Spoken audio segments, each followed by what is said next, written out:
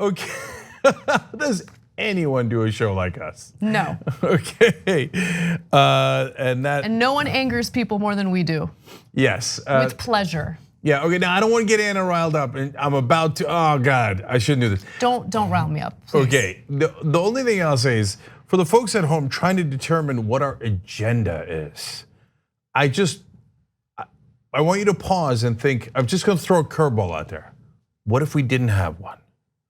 Right? So what if we actually cared about the facts, and what if we actually were progressives and we were trying our best, instead of having a secret conspiratorial agenda to help one person or another for reasons that are nefarious? Yeah, let me. Can I just say, look. Can we please move on? Let's do the news. It makes me crazy because there are no upsides to doing this job, like none.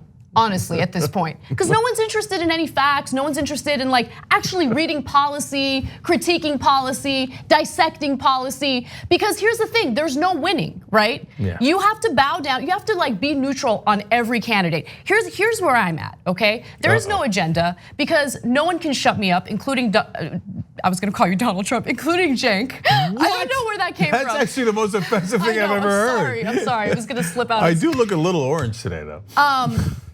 I support Bernie Sanders, period. I'm done, okay? What? He is the one who is pushing, he not only wrote Medicare for All, he's pushing Medicare for All. He's unequivocal in his support for Medicare for All. For me, that is the most important issue. Everyone is different, that is who I support. Now, when other individuals come on this show, whether it be guests or other panel members, and they say that they have other candidates that they prefer, that's on them. They don't speak for me, I don't speak for them, okay? So period. Last couple of things here, we got to move on because we got the news of the day. But the reason Anna's fired up is because of the non-stop online attacks we get. So if you're watching the show, you're like, where the hell is this coming from, right? No, Cenk, you are being told to put me in my place. I saw that. Right, put me in my, go ahead, Cenk, put me in my place.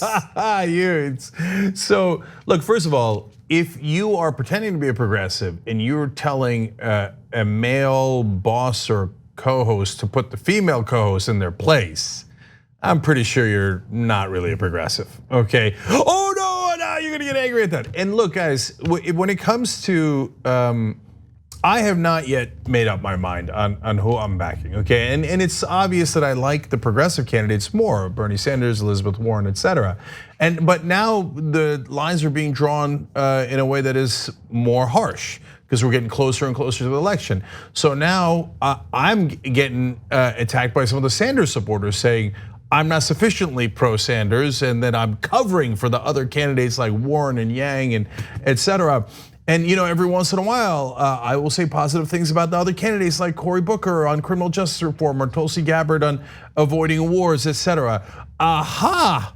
What does that mean about your agenda? Maybe it means that I like avoiding wars and I like criminal justice reform. No, it's amazing. Look, Cenk, here's the reality, okay? Americans overall, for decades now, have been primed to think everything is black and white. Okay? You either absolutely hate a candidate and they're all bad, or you love a candidate and you can never critique them, you could never criticize them, they're perfect. Yeah, the real world doesn't work out that way. I know that the media, the mainstream media, the establishment media has always reported things that way, but that's not what the reality is. Not all cops are bad, not everything that Tulsi Gabbard has said or done is terrible or good. Not everything that Bernie Sanders has said and done is both either all terrible or all good. There are things that are worth dissecting and critiquing. If you can't handle that, if mild critique of your candidate leads to a temper tantrum on Twitter, then by all means, don't watch me, don't subscribe to this show, don't follow me on Twitter. But let me tell you one thing, and I wanna be abundantly clear on this.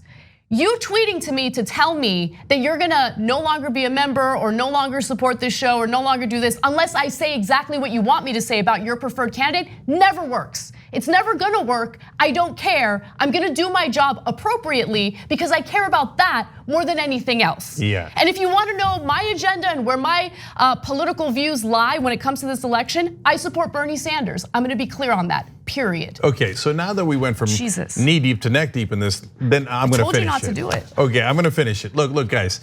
So if you think you could kind of if you're an audience member and you think you can critique us, you're absolutely right. If you think that you might influence us over the long term on issues that we're not seeing right, you're right. We actually do pay attention to that. You can see we're paying attention to what folks are saying online. We're not the mainstream media. We're not like, oh, please, I do declare. We're going to preach from the mountaintop and we're done with you, right? No, I'd like to think that we're incredibly open-minded and have shown that throughout the 17 years that we're on air, and that's why we have the credibility that we do.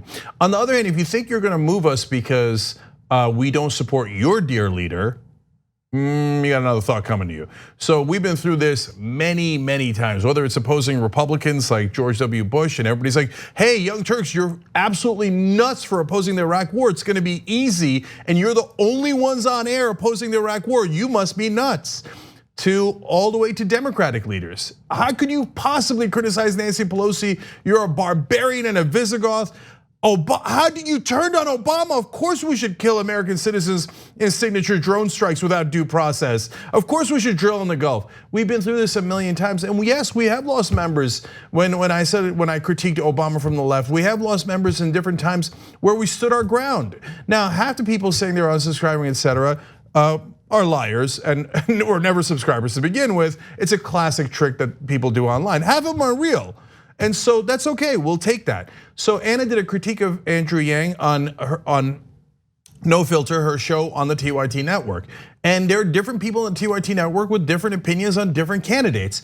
And if you're gonna tell me to rein in anyone, you got another thought coming to you. I'm not gonna rein in Kyle Kulinski. He's got his own opinions and has variations from me and Anna and everyone else. I'm not gonna rein in Anna. First of all, good luck to you. Okay, that's not gonna happen under any circumstance. And think about what you're saying. What does that even mean, rein in, right? So, control me, that's what they're saying. Yeah. So now look, we give outsiders a shot more than any program on the planet. So guess who's the first national show to have Andrew Yang on their program? Us. Have you ever seen me interact with Andrew? The reason that he says all those wonderful things about us is because we're fair to him and we gave him a shot. I've told you that I don't agree with some of his policy positions. He's against the minimum wage, for example. It's a fair, honest, interesting intellectual disagreement, right? But I do agree with a lot of what he says. And the mainstream media often just shuts down at any new idea, and especially from an outsider, they hate it. So by definition, like, you remember what happened in the last debate? He mentioned democracy dollars, which is an excellent idea, one of the best ideas of this campaign. And I was in the media spin room, and you could literally audibly laugh. They laughed out loud, like, democracy dollars. Oh, that would actually empower American people. Oh, Andrew Yang, what a funny outsider, right? No, we're definitively not in that camp. At the same time, if you think we can't criticize the guy you like, you're nuts. Yeah. I mean, that's just not gonna work. See, here, I'll give you an example. So we supported Bernie Sanders in 2016. Here, Anna just said she's supporting him this time around. But if you watch my last interview with Bernie Sanders, I challenged him on, do you have a plan on campaign finance reform? Getting money out of politics, the most important issue. Watch that interview. Look, parts of that interview are, Bernie does what he does. He fights for progressive values, fights against the mainstream media and corporate Democrats, etc. And I love it. But his plan on that is, okay, not great, and that's why I challenged him on it. And that doesn't mean you're smearing him. It doesn't mean that you dislike him. I mean, you know what it means? It is a valid critique, and that means, look, the crazy thing about the latest Yang thing, which I honestly didn't expect, maybe I should have known better, is I'm supportive of universal basic income. I have problems with the way he would fund it, and I have questions. Also, the way that I mentioned something in my video wasn't as clear as it should have been. So there has been some constructive feedback, right? So the universal basic income or the freedom dividend, is that what he calls it? Yeah, freedom dividend would not stack with some social safety net programs. Now, his website indicates that if you are a legally disabled person, you could currently collect Social Security and disability insurance, right? Under his plan, you could either do Social Security and the freedom dividend, Social Security and disability insurance, or you can do Social Security and disability insurance, but you can't stack the freedom dividend on top of that. Now that is a confusing thing. My language wasn't abundantly clear on that, so that is what his policy is. But at the end of the day, the way he would fund it is through a regressive tax. It's the VAT tax. And he keeps saying that it's funded like that in Europe, so what's the big deal? But in Europe, they have a robust social safety net that helps them when it comes to healthcare, when it comes to a number of things. Right. And anyway, look, I don't want to get back into every specific issue where people have disagreements, etc. But I love how enthusiastic the Yang Gang is, and I like that they fight back against the insiders and the elites, etc. But you have to, but guys. If you say we must agree with every one of Andrew's proposals, no deal. And sad day for you. You want to cry about that? Go cry, okay? But I'm not going to tell our hosts, no, the Yang Gang yelled at us, or the mainstream media yelled at us. They've been yelling at us for 17 straight years, and we did not bend to their will either, okay? Oh, Nancy Pelosi yelled at us. I mean, all of this stuff has happened, right? So, look. I love that you're part of the process. And same goes for, look, to the Tulsi fans also got mad because even though, for example, I agree with probably about 90% of her proposals, they're like, how dare you disagree on 10%? You are a heathen and we will come for you. Okay, all right, then come for me, brother. We're right here. So we're gonna tell you the truth no matter what. And yes, by the way, now the folks that are our closest allies saying, Cenk, you must denounce Elizabeth Warren because she doesn't meet my standards. Okay, agree to disagree. And so I'm gonna keep an open mind. We're gonna do this show. We're gonna tell you what is real and what the facts are. And if you say no, I want you to only support my candidate and 100% of the policies of my candidate, sad day for you. There's plenty of propaganda out there, and you go and get into that vat of propaganda, whether it's mainstream one or now new bubbles of outsider ones, and go, oh God, this feels so comfortable. Everyone here is from the same group. Oh, and they never challenge even 1% of the policies of my leader. Oh, this feels so good and comfy. You got that. Don't worry, brother. There's plenty of that online for you. Here, we're trying to do the news, okay? So if you like that, tyt.com/join, become a member, real independent media, strong, progressive, and we're not gonna back down.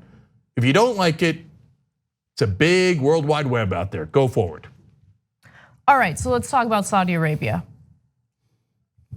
Donald Trump has announced via Twitter, of course, that he plans to implement additional sanctions against Iran. Now, this is a good sign because it appears that he's focusing on sanctions as opposed to military action against Iran following accusations that it allegedly bombed an oil facility in Saudi Arabia.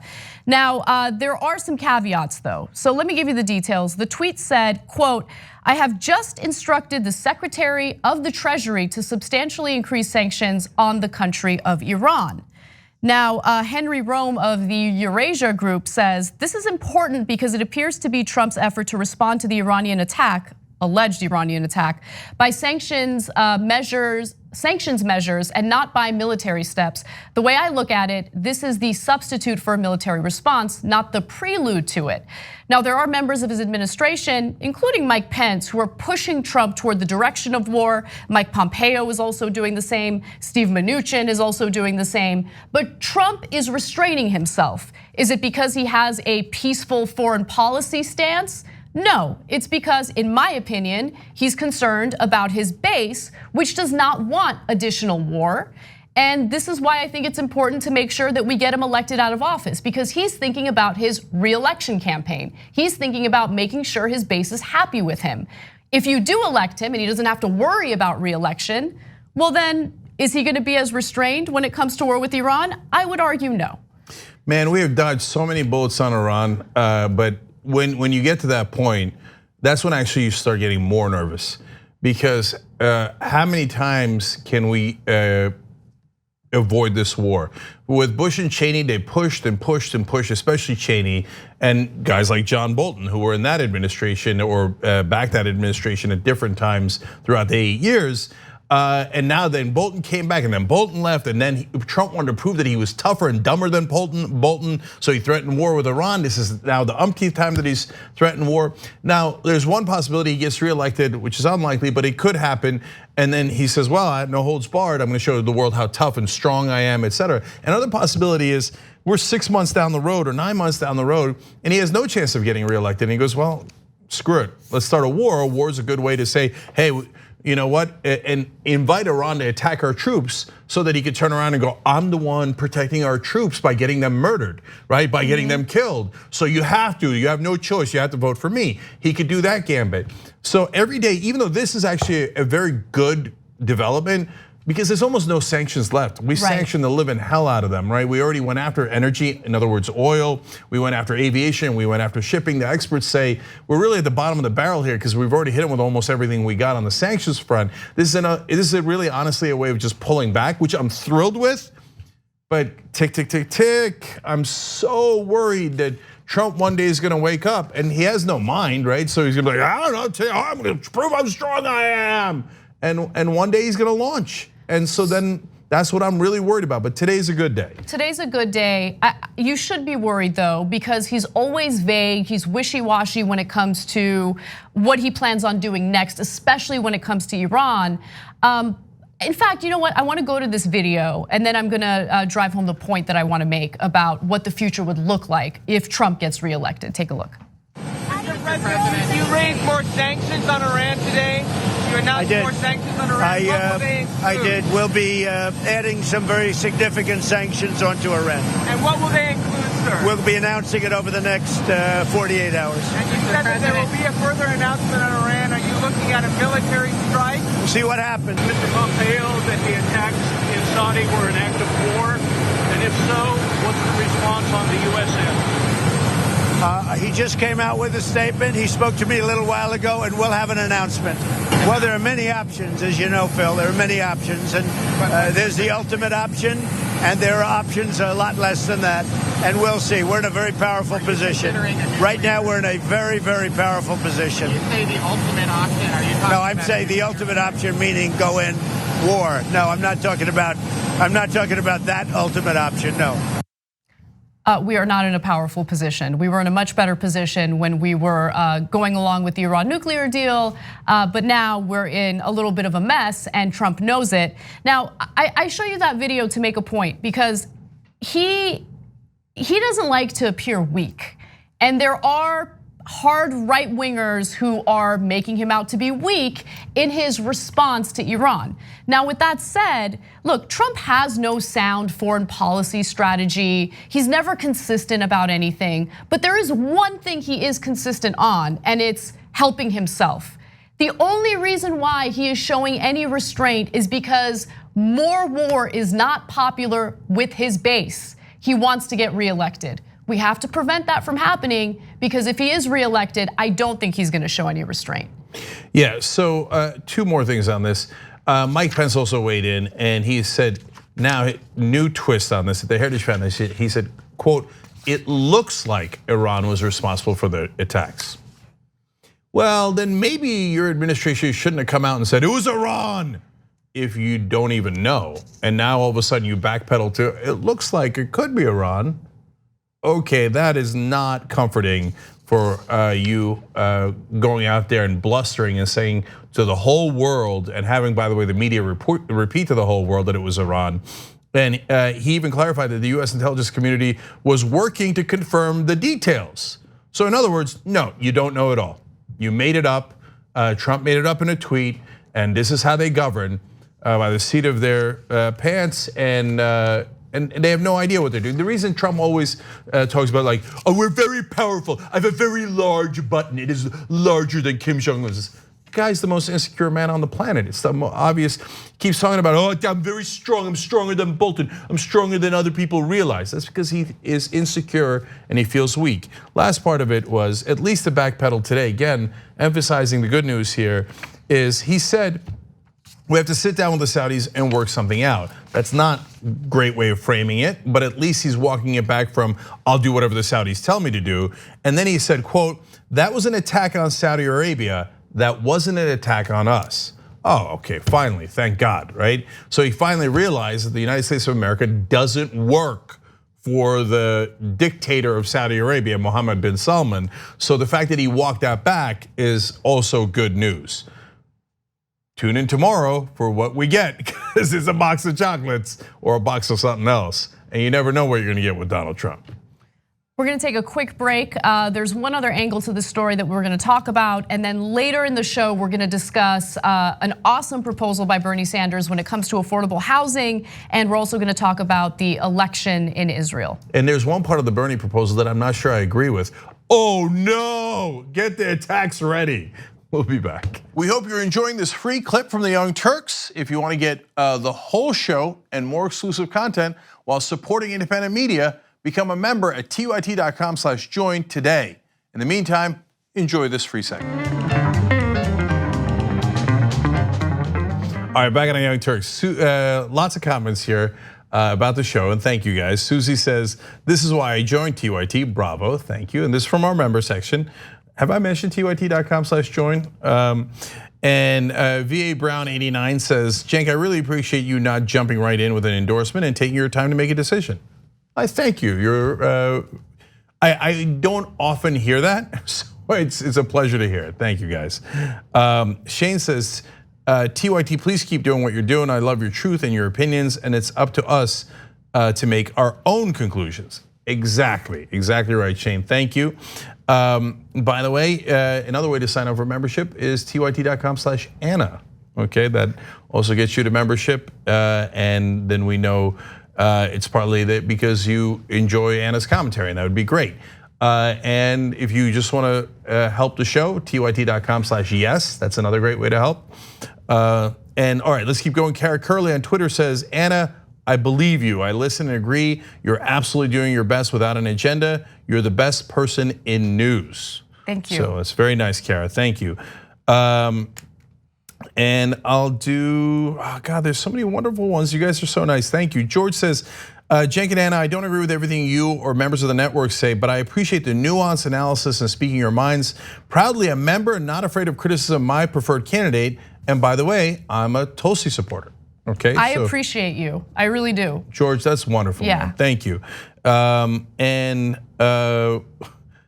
Last one, there's so many great ones. Thank you guys, all of you. Dominic Franco says, I'm a diehard Bernie supporter from Vermont, and I've never thought about attacking the Young Turks for not being pro-Bernie enough. That's absolutely ridiculous. Take it from this online Bernie supporter, and we aren't all ridiculous. Thank you guys for doing unbiased news. Of course not. Look, and so last thing I'll say on that is, guys, most of the supporters for Andrew Yang, Bernie Sanders, Elizabeth Warren, Tulsi Gabbard, you go down the list, Bill de Blasio, etc. There isn't much of a de Blasio gang online, to be fair, but so are good, solid progressives, and primaries sometimes get messy, and emotions run high as you get closer to the election. Somewhat normal, but like if saying unity about positions we don't agree with is absurd. But at the end of the day, when there's one candidate, whoever it might be, that's a progressive, whoever's left standing on the progressive side, I'm hoping that we can get back together if we agree on 80 to 90% of stuff, real agreement, and acknowledging that we'll never agree 100% of the time, right? Mm-hmm. And I think that on the progressive side, we can have real unity. So let's try to bring it down for a second as we go forward here. And by the way, just real quick plug for Friday's show.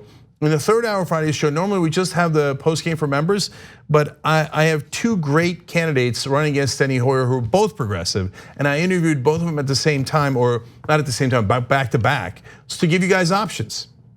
And so it's just an interesting case of, we progressives want to, honestly take down Steny Hoyer, who's a corporate Democrat, the king of the corporate Democrats in a lot of ways. And so you have Brianna Urbina and Michaela Wilkes. They're both great. So some tensions are going to run a little high while they're running against each other, but then we got to unite against Steny Hoyer. Mm-hmm. So, and at the end of the day, obviously unite against Trump and the Republicans as well. So let's try to find the right balance here. All right, let's keep going. Senator Lindsey Graham tapped into his warmonger characteristics by essentially calling Donald Trump weak for calling off an airstrike against Iran after they shot down a US drone. In a tweet, he wrote, the measured response by President Donald Trump regarding the shooting down of an American drone was clearly seen by the Iranian regime as a sign of weakness. Now, Trump responds. Yes. Okay, now before we get to Trump's response, you know one of the favorite things of the right wingers is to yell, triggered, oh man, it's so easy to trigger the left. They care about other human beings. They have emotions, we don't, etc. right? Which is of course not true because a lot of the right wing is based purely on emotions. Me like me no like others, right? But here are facts. So me no like facts. Here's 99% of the world's scientists. Me hate scientists. Me care about feelings, right? But so it's not surprising to see that their leader gets triggered nonstop. And can anyone on the right argue that this tweet in response to a golfing buddy of his, right, is anything but triggered? So let me just preface this by saying, yes, Trump is certainly triggered. If you call him weak or imply that he's weak, he's gonna get triggered. However, I do enjoy how Trump has certainly unmanned a number of right-wing warmongers like Senator Lindsey Graham. Here. So this is a nuanced story. Yes. We talked about it on Old School last night. Check out all of our shows, tyt.com/join. We had a blast with this, but now let's give you Trump's tweet. So he responds with, no, Lindsey, it was a sign of strength that some people just don't understand.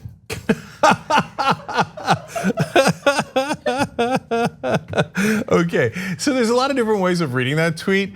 I like the smooth jazz way that Anna read it. Because honestly, he doesn't speak with like this aggressive voice. He actually has like a very soft no, Lindsey, it was a sign of strength that some people just don't understand. Like he talks like that all the time. That's true. No way. He does, he has this weird way of talking where he says, I'm really strong. Yes.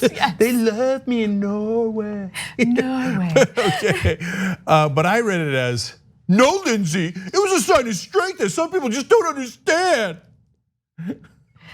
Now, that was the tweet form of his reply. There's also a video form of his reply that I want to go to next. Let's take a look. Graham said that the failure to strike Iran this summer was a sign of taken by Iran as a sign of weakness. No, I actually think it's a sign of strength. We have the strongest military in the world now, and I think it's a great sign of strength. It's very easy to attack. But if you ask Lindsey, ask him how did going into the Middle East, how did that work out? And how did going into Iraq work out? So he's right. I mean, I think he's absolutely right in mentioning and citing those wars and how they've been a complete and utter failure. I like how he said we have a strong military now. So is he implying that the military was weak before? Are you that we insulting had a lame military? Are you insulting our troops, Donald Trump? Okay, but look, so on the policy we're super clear. Don't attack Iran. And in this case, Donald Trump is wrong half the time, right half the time. Bottom line is he hasn't attacked Iran. Great, okay? Lindsey Graham is always wrong on war. He's in favor of every war. He yelled at Donald Trump, not yelled, beseeched Donald Trump on keeping troops in Afghanistan. Of course, he wants to be in the middle of the mess in Syria. Lindsey Graham is 1,000,000,000% wrong, warmonger to no end. The only reason he's being nice to Donald Trump is he's like, oh, please, Donald, would you start another war for me, please? I'll play golf with you, I'll do anything, I'll kiss your ass, I'll do anything, right? So that leads to what Anna was saying earlier, and what we spent a long time on Old School last night. How look, so Trump has these insecurities, and that's why he keeps saying, I'm strong, mighty, strong, she's a very stable J, right? And so that's true. But what's funny is how much weaker other Republicans are. So when he yells at them, what happens at the end? Ted Cruz is like, I'm not going to endorse him at the convention. And then the Mercers slammed the door in his face and they gave him $13 million. Those are the donors that are in charge. All of a sudden, Ted Cruz is phone banking for Donald Trump. Please vote for Donald Trump. He called my wife ugly and he's so right. He called my dad a murderer, but please vote for him. Oh, what? You want to talk about a beta? You want to talk about pathetic? I mean, Ted Cruz is the saddest man in America. And then Lindsey Graham, You know what Trump did to him in the campaign? He doxed him. He literally put out his phone number to everybody. And then Lindsey Graham started getting all sorts of threats and et cetera. And then he's like, this is outrageous and it will not stand and Trump is terrible, right? Now he's like, oh, please, Donald, please start a war. Here's the thing. So yes, he doxed him. And I think it's an important point to mention because look, whenever we cover Lindsey Graham bowing his head to Trump, we do it from the standpoint of he wants to remain relevant. And he was honest about that during an interview with the New York Times. And you can listen to that interview, the show is The Daily. He just straight up admits it. However, let's keep it real. Lindsey Graham is afraid that Donald Trump is gonna attack him during the rallies. And we know what that leads to, right? Yeah. There's a fly in the room. Yeah, so yeah, absolutely. Look, and one last thing about Lindsey Graham, and I don't mean this in any sexual way, but he's looking for a boyfriend, and so and it's different genders, doesn't matter, right? Like he always has a buddy in trying to start wars. It used to be John McCain. Obviously, John McCain has passed. But Joe Lieberman used to be part of the Three Amigos. They started the Iraq War together, and they loved it. They're like, remember when 1 million people died for no reason, including so many of our troops, and we wasted all that money. High five. But Lieberman got run out of town in Connecticut, and then he had Kelly Ayotte up in New Hampshire, and she lost. So now he's like looking around. He needs a new boyfriend. He's like, who's gonna be my buddy in the cop, buddy movie or whatever, right? Where we go and start reckless wars. So he's grabbed onto Donald Trump's leg like he's Van Gundy, and he's like, Donald, please stay with me. Stay with me. I need to start this war. So now he thinks he's being clever by like just tweaking him. Now, it was a good sign of moderation from the president, but I think it was misunderstood as a sign of weakness. Donald Trump doesn't understand nuance. No. He thinks you just called him weak. Exactly, because you did. Yeah, because that's what your intent was. So now he just shook you off his leg, and Lindsey's like, nah. And I guarantee you now, predict ahead of time, easiest prediction I've ever made, Lindsey Graham will come crawling back to Donald Trump. Please take me back, Donald, please, I promise. Okay, and that's the sorry state of the Republican Party right now. Well, let's talk about the sorry state of the elections in Israel. This is the second time the country has held elections because Netanyahu wanted it, and now it's backfiring. So let's do that story. The fact that about 5 million Palestinians will be governed by the Israeli Knesset cannot vote in today's election should tell you all you need to know about Israel and the international community's normalization of its racist system. That's Amy Goodman from Democracy Now! Speaking the truth about the chaotic outcome of the Israeli election. Now, the election has led to political turmoil because the results are too close to call. So let me give you the details on that. With over 90% of the vote now counted, Benny Gantz's Blue and White Party looks to have won the largest number of seats in Israel's parliament, called the Knesset, and 32 out of the total of 120. Netanyahu's right-wing Likud came in a close second with 31 seats. Now, oftentimes in reporting about these two different candidates, the Blue and White Party and Gantz specifically is referred to as the so-called centrist. However, both candidates are extremely right-wing, especially when it comes to the treatment of Palestinians in both Gaza and the West Bank. In fact, they both ran campaigns indicating that they wanted to annex giant portions of the West Bank. And so they're essentially two sides of the same coin when it comes to that issue.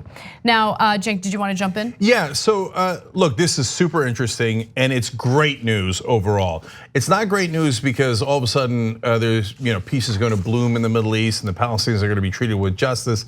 That's not going to happen, certainly not in the short run. So I'll get back to that, but I'll tell you why it is good news. Netanyahu is in a lot of trouble here. He can still pull out a victory here, but his chances are much, much smaller. He blew it.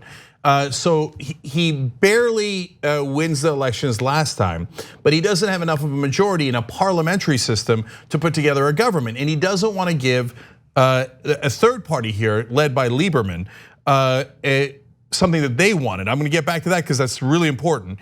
So he says in his arrogance, you know what? I'll have new elections. I'll demagogue even more. And that way I'll have a clearer majority, and then I won't have to give that third party any concessions, and I'll get everything my way. oops. So now that it looks like he's narrowly lost these elections, now the other party, led by Benny Gantz, is going to get put together a government. Number one, the government could be without Likud at all, in which case, then Netanyahu is immediately going to be brought up on corruption charges. Oh, I love that. That's a wonderful turn of events, right? He was trying to get immunity for himself. If he won the elections, he was going to try to pass a law saying, while I'm in office, you're not allowed to prosecute me. Who does that sound like? It sounds a little like Donald Trump. And so he did every demagoguery that he could imagine. He, clearly racist attacks against the Arabs that are Israeli citizens. And who does that remind you of, right? And talked about, no, we're gonna give no concessions and we're gonna annex and the West Bank territory the Palestinians want, etc. He threw everything he had at it. And it looks like, and I'm so, look, again, it's not done yet, but right now it's a funny thing to say, but proud of the Israeli citizens for not falling into that right wing, warmongering, bigotry, etc., etc. And so it's also possible that Gantz will do a unity government with Likud, but the condition would have to be that it can't be Netanyahu. Right. So they would have to pick a new leader, in which case Netanyahu could again be brought up on corruption charges. And remember, there's foreign policy and there's domestic policy. So when we're looking at Israel from the outside, everybody's looking at the Palestinian issue because that's such a giant issue for the world. But Gantz also ran on a clean hands campaign saying, I'm not gonna tolerate corruption. So you can't have Netanyahu, the heart of corruption, as involved in that government. So Netanyahu would have to step down if there was a unity government.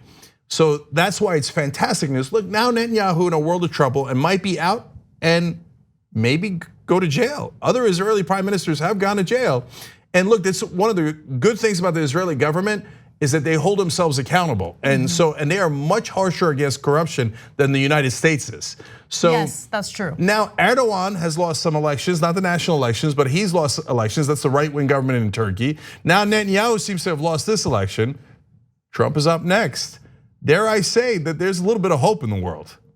You're so optimistic. Look, and you're focusing on a positive part of this story, which is the possibility of Netanyahu finally facing the consequences for his corruption.